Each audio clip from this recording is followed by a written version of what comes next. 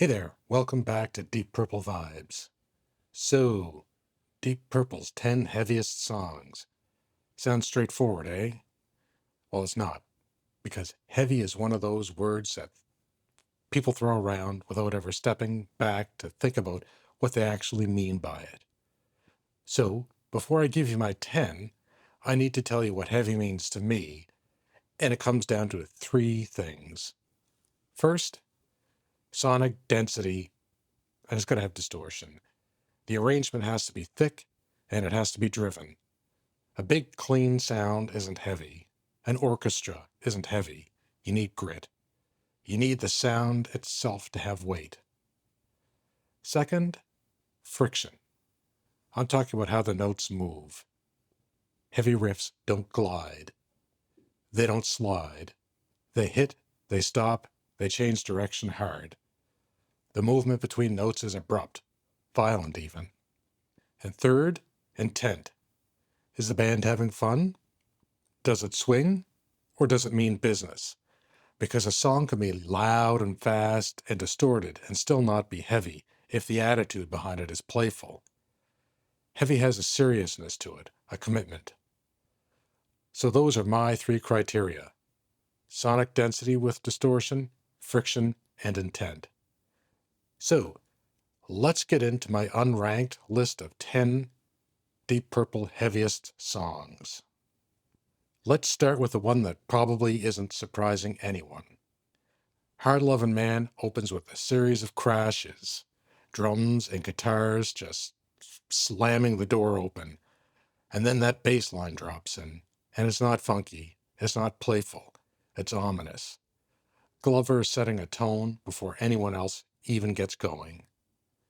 Then Blackmore comes in focused, not flashy, not showing off, locked in on the riff like a sniper. And when the full band kicks into that gallop, the chord changes are abrupt and aggressive. There's no smooth transition. Every shift hits you. And the solos? This is where it really earns its place. Lord's organ solo is deliberately dissonant. It's not melodic. It's unsettling. And Blackmore's guitar solo is doubled, which thickens it into something massive. Now the lyrics, yeah, they're a bit silly. But the band isn't being silly. There's nothing light-hearted about how they're playing this. Every member sounds like they're trying to knock the walls down. The intent is dead serious. Okay, next up is She Was. This one might raise a few eyebrows, but hear me out. She Was is one of the tightest things Deep Purple has ever recorded. The band is locked in so hard there's no air in the arrangement. Morse's guitar has this metallic distortion, cold and sharp, and the rhythm is chunky. There's no flow to it. It hits in blocks, almost mechanical. Gillan's vocals are double-tracked, but not in a way you'd normally hear it. The two tracks sit against each other in a way that's unsettling, slightly dissonant. They're fighting each other rather than blending. And then there's Lord. The organ is distorted and pushed right to the front of the mix, filling whatever space the guitar leaves behind. Between the two of them, the wall of sound is relentless. And just when you think you've got the song figured out, they drop into this middle section that's almost psychedelic, proggy, spacey, a completely different mood. But it's not a break from the heaviness. It's a contrast that makes the heavy parts hit even harder when they come back. Bloodsucker is built on one of the most ominous riffs Purple ever wrote, and it never lets up. That riff is the engine of the whole song. It just keeps coming at you, relentless, like it doesn't care if you're ready for it or not. Gillan screaming over the top of it, and not in a theatrical way. It sounds like the song is dragging it out of him. And as the verses build toward their tail end, Blackmore and Lord lock in together on a different run, a sharp, unified hit that punches even harder because it breaks from the main riff just long enough to catch you off guard. Then the solos. Both the guitar and organ solos are massive and dissonant. Neither one is trying to be pretty. They're just adding chaos on top of an already punishing foundation. And then that riff comes back. because of course it does. It was never really gone. The whole song orbits around it, like it has its own gravity. Okay, I'll be honest, the heavy processed spoken word bit at the beginning and at the end, that's not my favorite. But get past that, and this is an absolute beast of a song. The core of it is Morse and Airy locked in this tight but loose counterplay over our classic pace shuffle, and then that combination shouldn't work. Tight and loose sounds like a contradiction, but that's exactly what it is. The organ and the guitar are weaving around each other, never quite landing on the same thing at the same time, but never pulling apart either. There's a tension to it that keeps the whole thing coiled. Gillan's vocals push it further. The lyrics are earnest, reflecting a blunt, albeit reductive view of the world, but there's no nuance, no sugarcoating. And the directness adds its own weight to the heaviness. And then the middle instrumental passage. The solos are great on their own, but when the organ and guitar snap together in those runs in unison, it's like two people who've been circling around each other all the song, finally throwing the same punch at the same time. The House of Blue Light was the first time Deep Purple got a truly dense production sound, and Bad Attitude takes full advantage of it. The chord changes here are similar in shape to something like Space Truckin', but with none of the fun. Where Space Truckin' grins at you, Bad Attitude stares you down. Same kind of movement, completely different intent. Gillan sounds intense throughout. There's no wink, no playfulness in the delivery. He means every word. And Blackmore's solo is standout. It cuts through the density of the track rather than adding to it, which gives the song a moment to breathe before the heaviness closes back in. Pace starts this one alone, laying down a rhythm that's drenched in reverb, almost distant, like it's coming in from another room. But when the rest of the band crashes in, it snaps into full focus immediately. The riff itself isn't unlike something you would hear from the Mark I lineup, but it's in Mark II's hands. It's delivered in a much darker way, stripped of the 60s psychedelia and replaced with something meaner. Same bones, but a completely different animal. During the verses, Blackmore and Lord fall into a similar interplay to what Morse and Airy would later do on Time for Bedlam, weaving around each other, tight but loose, creating tension between the two instruments. And the lyrics? Like Hard Lovin' Man, they're a little bit silly on paper, but that doesn't matter.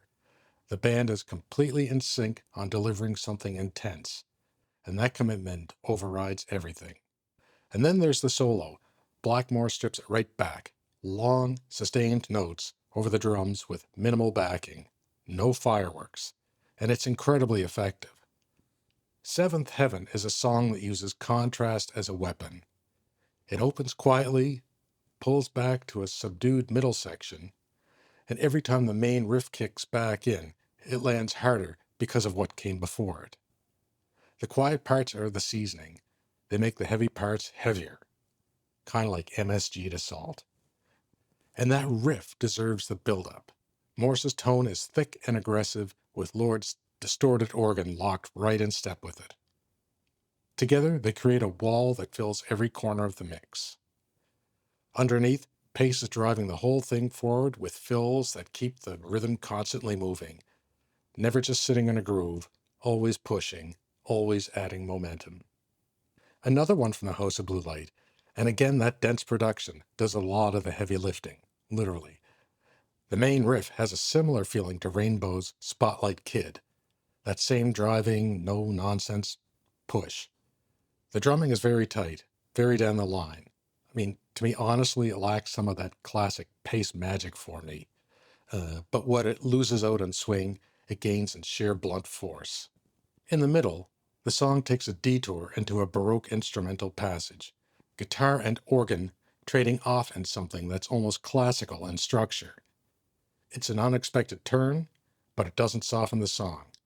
If anything, it makes the return to that riff even more deliberate. And Gillan? It sounds like he's singing to get the job done. No theatrics, no embellishment, just delivery. It's almost like a workmanlike intensity just to get the song done. And it fits perfectly. Rapture of the Deep is where Deep Purple really moved forward into the direction Abandon had been pointing them. Bananas was a bit of a hiccup. The band was finding their footing with Don Airey stepping in, but by Rapture, they'd figured it out.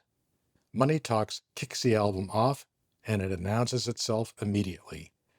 Airey opens up with some fantastic, dissonant keyboard sounds, unsettling and deliberate, before the full band drops in.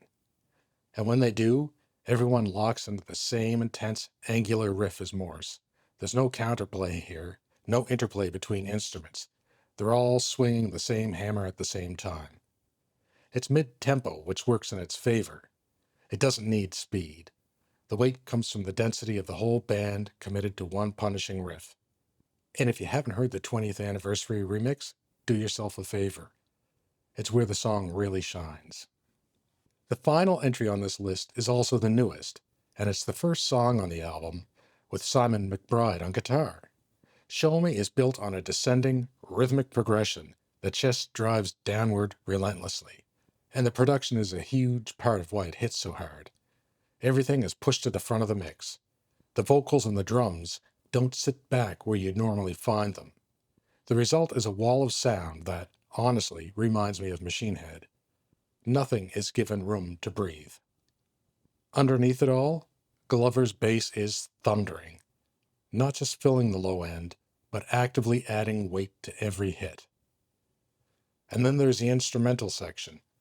The solos are great on their own, but when the guitar and organ lock together on those complex runs, it's a reminder that this band, over 50 years in, still knows how to be heavy.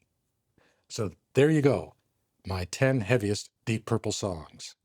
Not the 10 fastest, not the 10 loudest, the 10 heaviest. And if you noticed, 6 albums spanning over 50 years made the list, from In Rock in 1970 to Equals One in 2024. That's not a band that got heavy once and coasted on it. That's a band that has kept finding new ways to hit hard with different lineups, different producers, different decades. Now, I know some of you are already typing, where's Fireball? Where's Speed King? Where's Into the Fire? And that's fair. But go back to my 3 criteria: sonic density with distortion, friction, and intent, and make your case. I'd love to hear it. Drop your heaviest Deep Purple picks in the comments. And if you're not already subscribed, hit that button, because this is what we do here.